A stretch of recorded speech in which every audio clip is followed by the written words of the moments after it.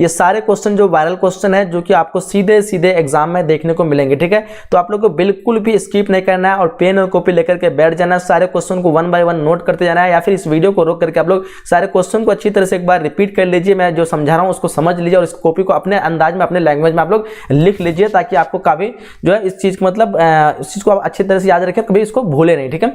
तो first question देखिए क्या कह रहा है, हम लोग को पूछ रहे हैं कार्बन 14 विधि से आप क्या समझते हैं। डेफिनेटली सबको इस क्वेश्चन का आंसर पता होगा, काफी इजी क्वेश्चन है।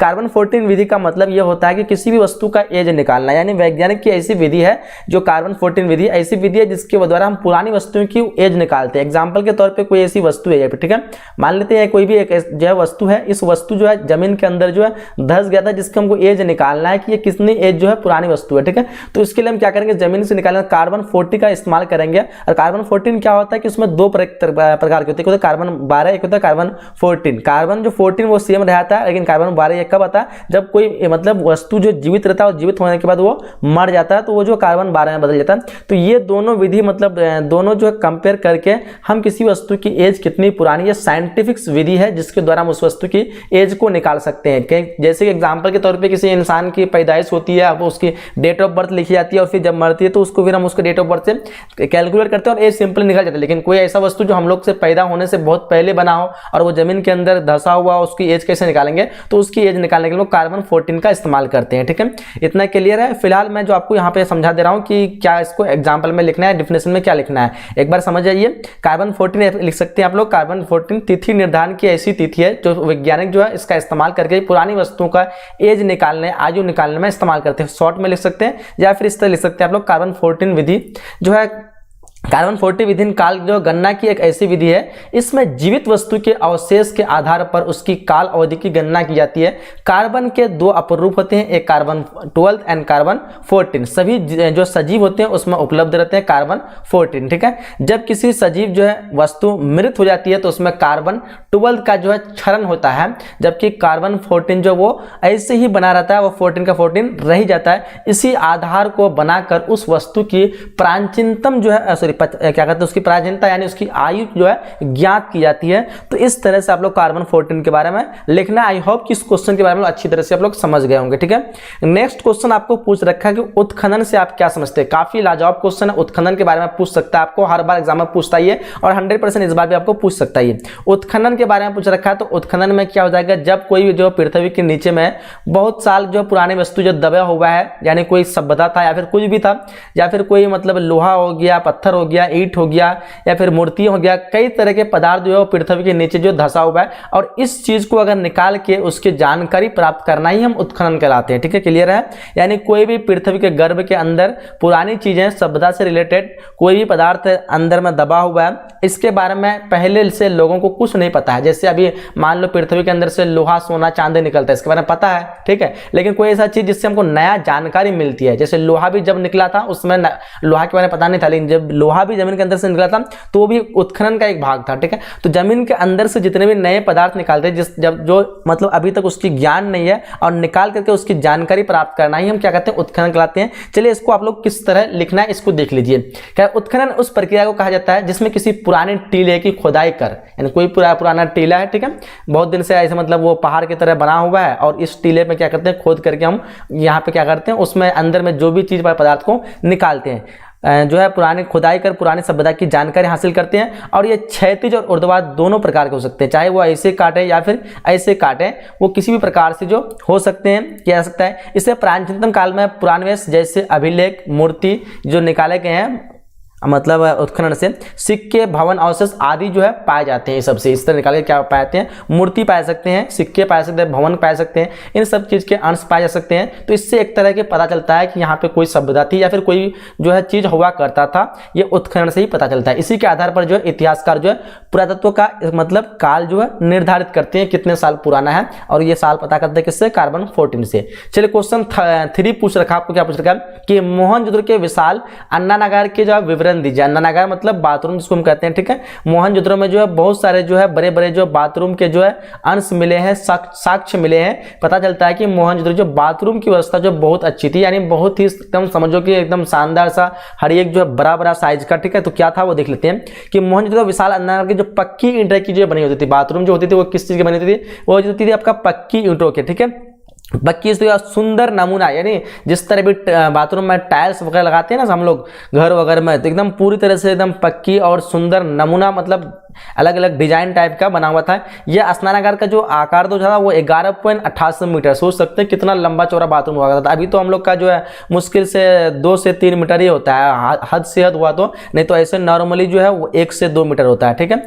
तो उसमें जो 11 से 18 मतलब क्या कहते हैं 88 मीटर लंबा, अब सोचो अभी इतना बड़ा मतलब किसी का घर भी नहीं होता है, ठीक है। और 7.1 मीटर चौड़ा और 2.5 मीटर जो है गहरा, दोनों सिरों पर हौज की तरह जो है ये सीढ़ियां बनाई हुई होती थी, ठीक है। ये इतना बड़ा जो है होता था, मतलब बाथरूम की लंबाई, चौड़ाई और ये गहराई तक होता था। चारों ओर से छोटे छोटे कमरे बने होते थे। इसका प्रयोग जो सौते जो है अनुष्ठित स्नान, मतलब 1 मिनट में इसको इरेज कर दे रहा हूं ताकि आप लोग अच्छे से इसको समझ पाए, ठीक है। चलिए तो यहाँ पे देख लेते हैं। हाँ देखिए यहाँ पे क्या कह रहा है कि सीढ़ियां बनाई हुई है, इसके चारों ओर छोटे छोटे कमरे बने होते थे। इसका प्रयोग जो है संभवतः अनुष्ठानिक स्नान के लिए होता था, क्योंकि भारत के धार्मिक अनुष्ठानों ने स्नान का बड़ा महत्व दिया था। अभी जिस तरह बाथरूम था इससे थोड़ा सा अलग था। जैसे ये बाथरूम जो है इसके गड्ढे बना करके लंबा चौड़ा बना करके बनाया था, और एक तरह का हौज की तरह था। इसमें जो है पानी भरा रहता था, जिस तरह भी हम लोग टैब जिसको कहते हैं ना, टैब, ये इस तरह का होता था और इसमें जो है पानी भरा रहता था। और इसी में जो छोटे छोटे जो है घर टाइप का बना होता था, जिसमें जो है लोग जो है नहाने का इस्तेमाल करते थे। और धार्मिक जो परंपरा में उसमें स्नान को एक बहुत बड़ा जो है महत्व दिया गया था, ठीक है। तो इस टाइप का जो उस टाइम पे कुछ बाथरूम हुआ करता था बड़े बड़े। चलिए क्वेश्चन यहाँ पे नेक्स्ट क्वेश्चन नंबर 4 आपको पूछ रखा है कि पुरातत्व से आप क्या समझते हैं। काफी लाजवाब क्वेश्चन है, पुरातत्व के बारे में आपको पूछता है, ठीक है। तो पुरातत्व क्या होता है कि पुराने चीजों को हम मतलब जो निकालते हैं, निकाल के वही एक तरह समझ लीजिए जो हम उत्खनन करते हैं ना, उसी प्रकार से। तो पुरानी जो है पुरातत्व इतिहास का ऐसा स्रोत है जिसमें उत्खनन से प्राप्त, बताया यहाँ पे आपको, उत्खनन से प्राप्त जो भी सामान प्राप्त होते हैं। जैसे आपको बताया, जैसे हमने इसकी खुदाई की, यहाँ से मुझे जो है लोहा मिला, ठीक है, चाहे लोहा मिला या फिर हो सकता है यहाँ पे कोई जो पत्थर मिला। तो इस तरह से ये वाले जो पदार्थ जो निकालते हैं ना, इसी पदार्थ को हम पुरातत्व कहते हैं, ठीक है। क्या कहते हैं, पुरातत्व कहते हैं। चाहे मूर्ति निकला, सिक्का निकला, अभिलेख मिला, तो इस तरह की चीज जैसे यहाँ पे देख पाएंगे, मूर्ति हो गया, शिलालेख हो गया, अस्थि हो गया, अवनिवेश हो गया, मिट्टी के बर्तन हो गया, सिक्के, ये आदि, ये सब जो चीज आते हैं वो किस में आते हैं, प्राचीन इतिहास के स्रोत माने जाते हैं। और ये जो है पुरातत्व के अंतर्गत आते हैं। इसी को हम पुरातत्व कह सकते हैं, ठीक है। इसका डेफिनेशन एक बार आप लोग अच्छी तरह से एक बार देख लीजिए, या फिर इसको आप लोग स्क्रीनशॉट ले लीजिए। हर एक क्वेश्चन को चाहते हैं तो अगर नोट करना नहीं चाहते हैं कोई भी पेन लेकर, तो स्क्रीनशॉट लेकर रख सकते हैं, ठीक है। पुरातत्व से आप क्या समझते हैं, तो पुरातत्व ऐतिहासिक स्रोत होता है जो उत्खनन से प्राप्त सभी सामग्रियों को पुरातत्व कहा जाता है। इससे जो है मूर्तियां, शिलालेख या फिर अस्थि अवशेष, मिट्टी के बर्तन, सिक्के और क्या कहते हैं पाषाण उपकरण आदि जो है ये सब चीजें जो है कालखंड की होती है। इसी कालखंड की प्राथमिक इतिहास को स्रोत मानी जाती है, और ये सारी चीजें पुरातत्व के अंतर्गत आते हैं। ये क्वेश्चन काफी लाजवाब क्वेश्चन, क्वेश्चन नंबर 5 को देखिए, ठीक है। बहुत ही लाजवाब क्वेश्चन पूछ रखा है। सिंधु घाटी सभ्यता को हड़प्पा सभ्यता क्यों कहा जाता है। डेफिनेटली आई होप इस क्वेश्चन का आंसर आप लोग को ऑलरेडी कुछ कुछ को पता होगा, अगर जिसको पता नहीं है ध्यान से समझ जाइए। सिंधु घाटी सभ्यता को हड़प्पा सभ्यता क्यों कहते हैं। देखो जाहिर सी बात आप सभी को कि सिंधु घाटी सभ्यता जो है इसको क्यों कहते हैं, क्योंकि ये सिंधु घाटी के मतलब किनारे बसा हुआ, सिंधु नदी किनारे बसा हुआ है, इसलिए हड़प्पा सभ्यता को हम लोग सिंधु घाटी की सभ्यता कहते हैं। इतना सबको पता है। आप लोग में कंफ्यूज होते हैं कि एक बार क्या होता है कि हड़प्पा और हड़प्पा सभ्यता में, ठीक है, हड़प्पा और हड़प्पा सभ्यता, ये हड़प्पा और हड़प्पा सभ्यता जो है वो दोनों अलग है। हड़प्पा जो एक जगह का नाम है और ये हड़प्पा सभ्यता जो अलग है। हड़प्पा जो कि रावी नदी किनारे बसा हुआ है और हड़प्पा सभ्यता जो कि सिंधु नदी किनारे बसा हुआ है। क्लियर है, दोनों चीज आप लोग को अलग रखना है। बस यहाँ पे पूछ रखा सिंधु घाटी सभ्यता को हड़प्पा सभ्यता क्यों कहा जाता है, अभी इसके बारे में हम लोग जानते हैं। तो सिंधु घाटी सभ्यता को क्यों कहते हैं, क्योंकि ये सिंधु नदी किनारे बसा हुआ है, और कहा जाता है कि इसका अंत जो हुआ था सिंधु नदी कारण भी हुआ था, कई वैज्ञानिकों का कहना है। इसके से इसको सिंधु घाटी की सभ्यता कहते हैं। फिर इसको हड़प्पा सभ्यता क्यों कहते हैं, जब ये कहते हैं तो देखो क्यों कहते हैं, क्योंकि जो है सबको पता है कि इसका जो उत्खनन जो सबसे पहले हुआ था हड़प्पा नामक जगह से, जैसे बताया आप लोग को, हड़प्पा नामक जगह पे हुआ था 1921 में। कब हुआ था, 1921 में जो है इसका मतलब स्थापना, मतलब उत्खनन हुआ था हड़प्पा नामक जगह में। कौन किया था, तो बोलेंगे सर राखल दास बनर्जी, राखल दास बनर्जी, दयाराम साहनी ने किया था, ठीक है। इसकी जो ये किया था, किसने किया था, दयाराम शाह ने हड़प्पा की खोज की थी, ठीक है। फिर उसके बाद 1922 में जो स्थापना हुआ था वो मोहनजोदड़ो की, जिसका स्थापना की मतलब खोज किया था राखालदास बनर्जी। लेकिन यहाँ पर टॉपिक पर क्या क्वेश्चन पूछ रखा है कि क्वेश्चन में कि सिंधु घाटी सभ्यता को हड़प्पा सभ्यता क्यों कहते हैं, तो इसलिए कहते हैं क्योंकि सबसे पहले हम लोग को पता है कि हड़प्पा की वहाँ पे खोज हुई। सबसे पहले कौन सी जगह की खोज हुई, हड़प्पा की खोज हुई थी। कहा था क्योंकि हड़प्पा नामक स्थान पर ही सर्वप्रथम 1922 यहाँ पे दिया हुआ, 1922 राखालदास यहाँ पे नहीं होगा, यहाँ पे 1921 हो जाएगा, 1921 हड़प्पा, ठीक है। राखालदास बनर्जी ने उत्खनन करवाया था नगर सभ्यता में प्रकाश लेते हुए, यहाँ पे 1921 होगा, ठीक है। राखालदास बनर्जी आपका 1922 में करवाया था, लेकिन वो मोहनजोदड़ो करवाया था, ठीक है। नगर की जो है सभ्यता को प्रकाशित में लाया। इसके बाद अन्य स्थानों को पुरातत्व खुदाई दी, जैसे सिंधु घाटी सभ्यता का सबसे महत्वपूर्ण नगर जो है वो भी हड़प्पा को ही माना जाता है। इस कारण से जो है हम हड़प्पा सभ्यता इसको कहते हैं, ठीक है। एक बार शॉर्ट में समझ जाइए, इसको हड़प्पा सभ्यता इसलिए कहते हैं, सबसे पहले जो वहाँ पे जगह का नाम हुआ था हड़प्पा, 1921 में उसकी स्थापना हुई थी। हड़प्पा जगह नाम से ही पूरे सभ्यता का जो उत्पन्न हुआ, पूरे सभ्यता के बारे में जांच पड़ताल मिला, और हड़प्पा के बाद जो दूसरा जगह मिला वो मोहनजोदड़ो मिला, ठीक है। और बताया जाता है कि हड़प्पा और मोहनजोदड़ो जो एक जुड़वा राजधानियां थी, ठीक है। तो ये चीज याद रखना कि सबसे पहले हड़प्पा जगह का स्थापना हुई और इस वजह से इसका नाम हड़प्पा सभ्यता पड़ गया। चलिए क्वेश्चन करें हम लोग, पुरातत्व से आप क्या समझते हैं। पुरातत्व के बारे में शायद हम लोग एक बार पढ़ लिए, ठीक है। ये क्वेश्चन शायद रिपीट हो गया होगा, एक क्वेश्चन या दो क्वेश्चन रिपीट हुआ है इस क्वेश्चन मतलब इसमें। तो पुरातत्व आपको बता दिए, इतिहास स्रोत का ऐसा उत्खनन जहाँ पे सभी सामग्रियां जो होती है और जैसे मूर्तियां, मिट्टी, ये सब सारे चीज जो जमीन के अंदर से निकालते हैं, इसी को हम पुरातत्व कहते हैं। क्वेश्चन 7 पूछ रखा आपको, अभिलेख किसे कहते हैं। काफी लाजवाब क्वेश्चन है, अभिलेख के बारे में पूछ रखा, ठीक है। अभिलेख आपको पता होगा, जब भी हम अभी क्या लिखते हैं, अभी नॉर्मली हम लोग पेन से जो है कॉपी में लिखते हैं। कोई भी हमारा जो है कॉपी है, इसमें क्या होता है कि हम लोग इसको जो है ऐसे ऐसे मतलब लिखते हैं, ठीक है। लेकिन यही चीज उस समय जो था पुराने जमाने में, उसमें कॉपी पेन नहीं था। उस समय क्या होता था, ये चीज जो होते थे धातु के बने होते थे। किसके होते थे, धातु हो गया, पत्थर हो गया, या फिर कोई कहते हैं किसी तरह का किला हो गया, ये सब चीज में लोग खोद खोद के लिखा करते थे, ठीक है। पुराने जमाने में राजा महाराजाओं ने क्या करते थे, इसमें खोद खोद के लिखा करते थे, और इसी खोद के लिखे हुए चीज को इसको हम अभिलेख कहते हैं। जैसे हम लोग अभी इस भाषा में हम क्या कहते हैं, कॉपी कहते हैं। क्या कहते हैं, कॉपी कहते हैं, ठीक है। अगर कॉपी में लिखते हैं कॉपी कहते हैं, उसको किताब का शक्ल दे दी तो उसको किताब कहते हैं। तो ठीक उसी प्रकार जब किसी किला में, किसी पदार्थ में, किसी पत्थर में, किसी क्या कहते हैं चांदी सोने के सामान में, सब में जब खोद खोद के लिखा था तो उसको नाम क्या दे दिया, उसमें अभिलेख नाम दे दिया। क्लियर है। तो यहाँ पे क्या पूछ रखा आपको, देखिए ध्यान से पूछ रखा आपको कि अभिलेख किसे कहते हैं। तो अभिलेख पत्थर हो गया, धातु आदि के सतहों पर क्या कहते हैं, उसको मतलब खुरूज किया, फिर उसको मतलब क्या कहते हैं गड्ढा करके इसका प्रयोग किया जाता था। प्रयोग जो प्राचीन काल से ही हो रहा था। यह मुख्य रूप से शासकों और राज्य देश क्या कहते हैं राज्य देश होता था। सबसे प्राचीन अभिलेख अशोक के प्रस्थ अभिलेख है। सोना, चांदी, पीतल, तांबा, लोहा आदि पर लिखित अभिलेख प्रयोग पाए गए हैं। अभिलेख किसी भी जो है कालखंड की जानकारी प्राप्त करने में प्राथमिक स्रोत माना जाता है। यहाँ पे एक चीज आपको पॉइंट यहाँ पे दे दिया है कि अभिलेख जो है किसकी हमको जानकारी मिलती है, तो प्राथमिक स्रोत की जानकारी मिलती है। वो मिलती है किससे, अभिलेख से मिलती है, ठीक है। और अभिलेख जो किस किस में लिखा जाता है, तो सोना हो गया, चांदी, पीतल, ये सारी चीज में जो खोद खोद के लिखे जाते थे। चलिए क्वेश्चन 8 पूछ रखा आपको, मौर्यकालीन कला एवं स्थापत्य कला का वर्णन करें। देखो काफी लाजवाब क्वेश्चन है, पूछ रखा आपको क्या पूछ रखा है, मौर्यकालीन कला एवं स्थापत्य कला का वर्णन पूछ रखा है। डेफिनेटली आप सभी को आंसर पता होना चाहिए, नहीं पता ध्यान देंगे।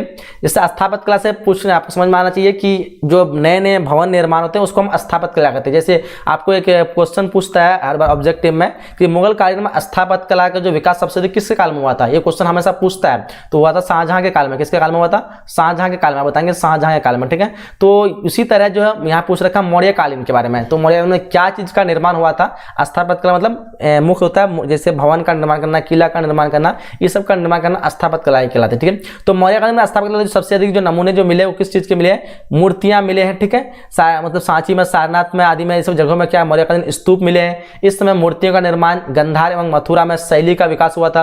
अशोक द्वारा जो 84,000 बुद्ध स्तूप का मतलब विहार निर्माण करवाया गया था, उसमें पता चला कि अशोक द्वारा 84,000 जो बुद्ध स्तूप था इसके बारे में पता चला, ठीक है। इस काल में ही पर्वतों को काट कर गुहा या फिर क्या कहते हैं ग्रहों को भी निर्माण किया था। ग्रह मतलब घर, ठीक।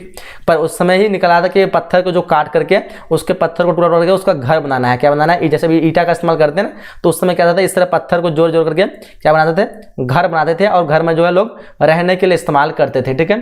तो ये पता था किस समय हुआ था, मौर्यकालीन के मतलब समय पे ही हुआ था। ठीक है, तो ये सारी चीज़ आप लोग को, इसको चाहे तो आप लोग इसको अच्छी तरह से याद कर सकते हैं, रट सकते हैं, जो भी करना है आप लोग को, और समझा दिया आप लोग को, समझ में आ गया तो अच्छी बात है, नहीं समझ में आ रहा है तो आप लोग इसको अच्छे से याद कर लीजिए। ठीक है, चलिए नेक्स्ट क्वेश्चन हम लोग को, गुप्त काल में जो है विज्ञान और प्रौद्योगिकी पर प्रकाश डाले। काफी लाजवाब क्वेश्चन है, विज्ञान और प्रौद्योगिकी पर यानी क्या क्या खोज हुई थी, आविष्कारें हुई थी गुप्त काल के समय। तो इस क्वेश्चन का आप लोग को आंसर देखो किस तरह से। गुप्त काल में जो है सबसे ज्यादा फेमस जो है कि हम लोग को साइंटिस्ट रहा वो बिहार से ही था, आर्यभट्ट इसका नाम था, जिन्होंने जीरो की खोज की थी। ठीक है, आर्यभट्ट था, और उस समय जो बहुत सारे गणित के भी खोज हुआ था। ठीक है, और आर्यभट्ट ने ही सबसे पहले बताया कि पृथ्वी गोल है। ठीक है, तो इसके बारे में ये सब चीज की खोज हुई थी कब, गुप्त काल में। देखिए इसका डेफिनेशन कैसे आप लोग लिखना है। गुप्त काल में विज्ञान प्रौद्योगिकी की विभिन्न शाखाओं का उल्लेख्य विकास हुआ था। जैसे गणित के क्षेत्र में, आर्यभट्ट, पता आप सबको आर्यभट्ट किसका आविष्कार किया था, जीरो का आविष्कार किया था। ठीक है, और आर्यभट्ट की रचना, आर्यभट्ट की सर्वप्रमुख है। इससे जो इसमें ही जो है अंक गणित हो गया, बीजीय गणित हो गया, या फिर रेखा गणित हो गया कि विवेचना की शून्य का आविष्कार भी पाया गया इसी में। उसके बाद पाई का मान 3.14 जो था दिया था, इन्होंने ही बताया था। ज्योतिषों के क्षेत्र में पृथ्वी गोल है, सूर्य एवं चंद्रमा ग्रहण आदि की जानकारी, ये सब जो है कहाँ से मिला था, तो गुप्त काल के समय में ही मिल गया था। यहाँ पे पूछ रखा हुआ गुप्त काल के विज्ञान और प्रौद्योगिकी पर प्रकाश डालें, इसलिए ये सब चीज बताया गया गुप्त काल में क्या क्या खोज हुई थी। तो उस समय महान साइंटिस्ट जो थे आर्यभट्ट थे, इन सब चीजों की खोज करके बताया गया था गुप्त काल में। ठीक है, ये सारी चीज के बारे में हम लोग को लिख लेना है, चाहे तो इसको अच्छी तरह से नोट कर लीजिए या फिर इसको ले लीजिए आप लोग मोबाइल में स्क्रीनशॉट वगैरह जो भी लेना है। बाकी इस वीडियो को आप लोग को लाइक करने में किसी तरह कंजूसी नहीं करना है। ठीक है, हर स्टूडेंट तक भेज दीजिए, सब तक ये पहुंचना चाहिए, लाइक कर दीजिएगा। ठीक है, काफी मेहनत से आप लोग के लिए सारे वीडियो बना रहा हूं और काफी अच्छे से एक्सप्लेन कर रहा हूं, तो आप लोग को भी चाहिए कि इस वीडियो को अधिक से अधिक शेयर करें और लाइक करें। चलिए क्वेश्चन 10 आपको क्या पूछा रखा है कि मौर्यकालीन कला एवं स्थापत्य कला का वर्णन करें। काफी लाजवाब क्वेश्चन है। अभी ये क्वेश्चन बताया, अभी तो ये क्वेश्चन सेम रिपीट हो गया क्या, ये क्वेश्चन एक बार हम लोग यहाँ पे बताए ना, हाँ ये क्वेश्चन दोबारा आपका रिपीट हो गया। तो चलो इसको भी आप लोग एक बार चाहे तो उतार ले, दो क्वेश्चन जो है दोबारा रिपीट हो गया। क्वेश्चन में याद करा है महाभारत के लेखक कौन था। महाभारत के लेखक तो डेफिनेटली सबको पता है, महर्षि वेदव्यास था। एक नंबर ऑब्जेक्टिव क्वेश्चन पूछा जाता है, अगर आपको सब्जेक्टिव में पूछ दिया जाए महाभारत के लेखक कौन है तो क्या लिखना है कि ऐसा माना जाता है कि महाभारत जो है मूल कथा में रचित भाट सारथी थे, जिन्हें सूत कहा जाता था। ये जो सूत क्षत्रियों योद्धाओं के साथ युद्ध क्षेत्र में जाते थे और वह उनकी विजेता एवं उपलब्धियों के बारे में लिखते थे और लिख करके प्रस्तुत किए थे। ठीक है, तो उस समय जो थे प्रारंभ में महाभारत में कितने जो है श्लोक थे, तो वो थे आपका 10,000 श्लोक थे, लेकिन ये बाद में बढ़ करके 1 लाख से भी अधिक श्लोक बन गए और इसके रचयिता जो है वो कौन है, महर्षि व्यास थे। ठीक है, तो ये इस तरह इस क्वेश्चन के बारे में आप लोग को लिख लेना है। क्वेश्चन पूछ रखा है त्रिपिटक क्या है, काफी लाजवाब क्वेश्चन है। त्रिपिटक यानी 3 पिटक, ये बौद्ध धर्म का है। ठीक है, क्या पूछ रखा है, बौद्ध धर्म के बुद्ध के उपदेशों एवं बौद्ध धर्म के संबंधित ज्ञान को पिटारा को त्रिपिटक कहा जाता है। बौद्ध धर्म ने जो है ज्ञान के पिटारा जो कि 3 मतलब पिटक लिखे हैं, 3 पिटक, तो 3 पिटक को मिलाकर के त्रिपिटक कहलाता है। कभी कभी पूछता है कि त्रिपिटक का संबंध किससे, ऑब्जेक्टिव में हर बार पूछता है त्रिपिटक का संबंध किससे, बोलेंगे तो बौद्ध धर्म से है। ठीक है, बौद्ध धर्म के क्या है, तो बौद्ध धर्म के बुद्ध के उपदेश जो दिए थे एवं उन बुद्ध धर्म से संबंधित जो ज्ञान था उसको लिखा गया 3 भागों में, 3 चीजों में। ठीक है, तो उसी चीज को हम क्या कहते हैं, त्रिपिटक कहते हैं। तो क्या क्या लिखा गया, पहला था सुत्त पिटक, जिसमें क्या लिखा गया, इसमें बुद्ध के जीवन के बारे में लिखा गया। सुत्त पिटक में क्या लिखा है, बुद्ध के जीवन के बारे में। एक था विनय पिटक, इसमें क्या लिखा, इसमें बुद्ध संघ के नियम का वर्णन किया, क्या क्या नियम थे बुद्ध संघ में, क्या अपनाना चाहिए था, क्या गलत था, क्या सही था बुद्ध के अनुसार, उन नियमों का जो है इसमें मतलब बताया गया था पूरी तरह से। किसमें बताया गया, तो विनय पिटक में। एक था आपका अभिधम्य पिटक, इसमें क्या हुआ कि इसमें आपका जो है बुद्ध जो है दर्शन एवं शिक्षाओं का वर्णन किया गया कि क्या शिक्षा जो है लिया है, क्या शिक्षा लेना चाहिए, हमें क्या से जीवन को व्यतीत करना चाहिए। ठीक है, इन चीजों के बारे में जो है बताया गया किसमें, तो अभिधम्य पिटक। तो ये 3 पिटकों से बना बौद्ध धर्म का जो है ज्ञान का पिटवारा है, जो 3 पिटकों में विभाजित है और इसमें अलग अलग पिटकों में अलग अलग चीज की जानकारी दी गई है। डेफिनेटली इस क्वेश्चन को आप लोग आसानी से समझ में आ गया होगा। चलिए अच्छी तरह से इसको नोट कर लेंगे या फिर इसको याद कर लेंगे, समझ जाएंगे। ठीक है, क्वेश्चन 13 क्या पूछ रखा है कि बुद्ध के 4 आर्य सत्यों का उल्लेख किया। काफी लाजवाब क्वेश्चन है, बुद्ध के 4 आर्य सत्यों का उल्लेख जो करना आप लोगों को।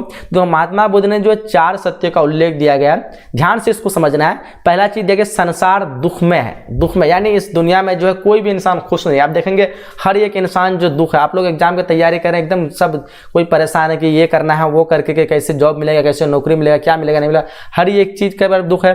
जैसे बीमार हो गया कोई, उसमें दुख, कोई बुढ़ापा हो गया अपने जीवन में, उसमें दुख, किसी का मृत्यु हो गया, रोना धोना, उसमें दुख। यानी संसारी जो पूरी तरह दुख से भरा हुआ है, इंसान का जीवन जो पूरी तरह से दुख है, ये कहा गया है पहला इसमें, ठीक है। 4 मतलब आ रही थी ना, तो पहला में संसार दुख में है, जिसमें कहा गया कि बुढ़ापा हो गया, किसी का मृत्यु हो गया, किसी का अचानक कुछ भी घटना हो गया, ये सब चीज जो है मतलब दुखों का घर है इंसान का, ठीक है। दूसरा है दुख समुदाय।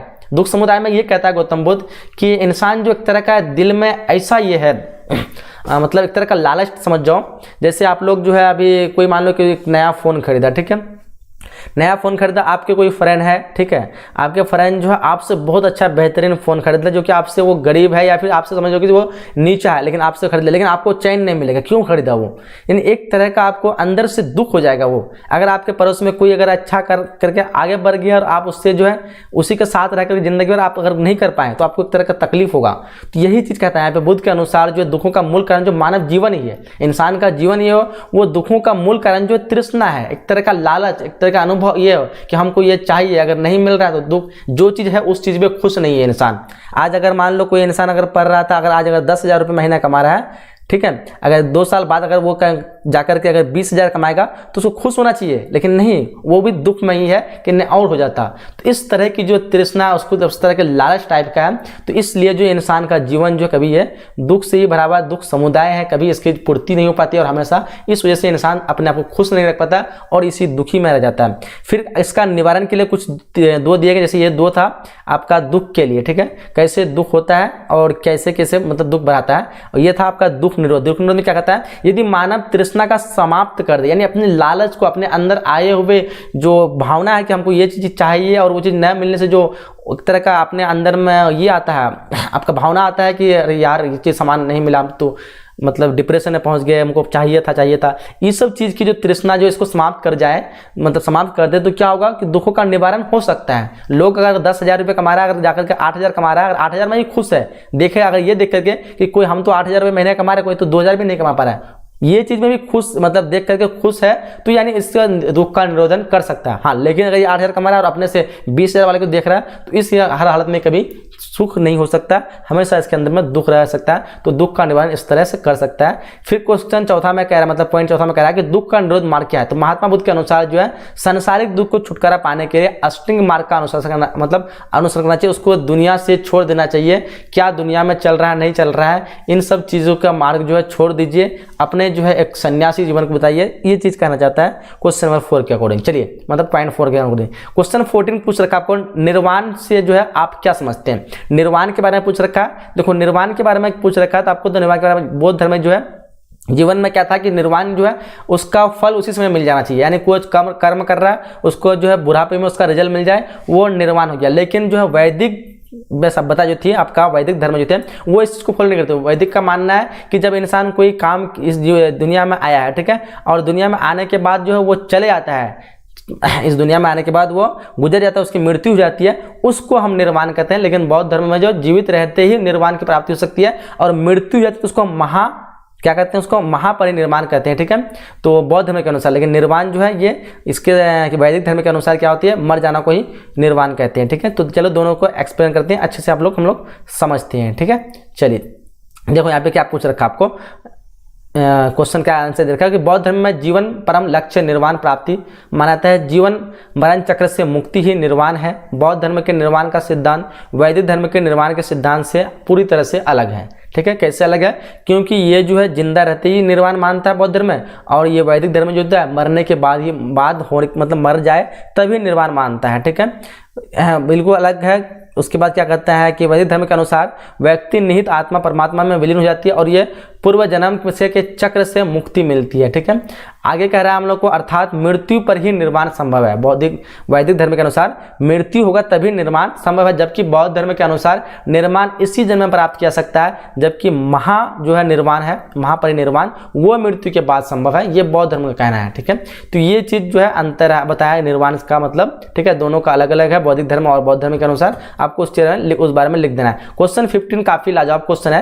क्या पूछ रहा है, गौपुरम से आप क्या समझते हैं? डेफिनेटली सबको पता होगा, ऑब्जेक्ट में पढ़ते आएंगे। गौपुरम का संबंध जो मंदिरों के प्रवेश दीवार, मतलब प्रवेश दरवाजे से है, यानी प्रवेश आप क्या कर सकते हैं, द्वार से है, ठीक है। तो क्या आंसर लिख सकते हैं हम लोग? गौपुरम जो है मंदिरों के प्रवेश द्वारों का था।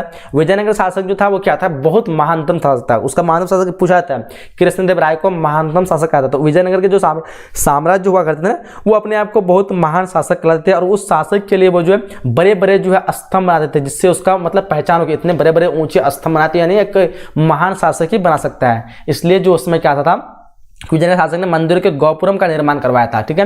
क्या होता था कि अत्यधिक विशाल होता और ऊंची होते थे। ये जो है संभवतः सम्राट की जो ताकत को याद दिखा देते कि कितने ऊंचे मीनार बने हैं, तो इसका मतलब ताकत क्या होगा, इस सम्राट का इतना ऊंचा ऊंचा काम कर सकता है, इतना बड़ा बड़ा काम कर सकता है, जो असंभव टाइप का लगता होगा। तो ये सारा चीज जो था, और क्वेश्चन तो नहीं है।